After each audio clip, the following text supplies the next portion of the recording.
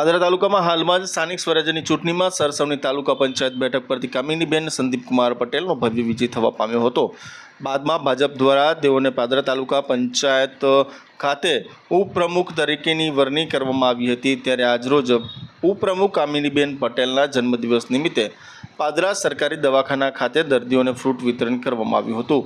એને સેવાકીય કાર્ય કરવામાં આવ્યું હતું, જ્યાં તાલુકા પંચાયતના પ્રમુખ મહેન્દ્રસિંહ પટિયાર, વીરપુરના સરપંચ સંદીપભાઈ પટેલ સહિત મિત્ર મંડળ ખાસ ઉપસ્થિત રહ્યા હતા। આજે મળેલી તાલુકા પંચાયતની સામાન્ય સભામાં પણ મહત્વ બે સમિતિની ચેરમેનની વરણી કરવામાં આવી હતી। આ પ્રસંગે મિટિંગ બાદ ઉપપ્રમુખ કામિનીબેન પટેલના જન્મદિવસ નિમિત્તે તેઓને કેક કાપી અને તેઓને કેક ખવડાવવામાં આવી હતી।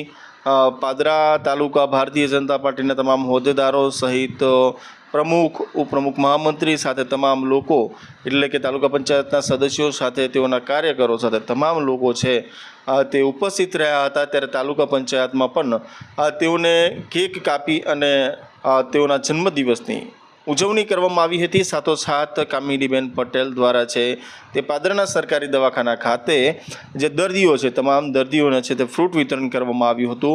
આમ ત્યાં પણ તમામ જે રાજકીય હોદ્દેદારો સાથે, ભારતીય જનતા પાર્ટીના કાર્યકરો સાથે તમામ લોકો છે તે ઉપસ્થિત રહ્યા હતા। આમ આજના દિવસે છે તે કામિનીબેન પટેલે અનોખી રીતે પોતાનો જન્મદિવસ ઉજવ્યો હતો।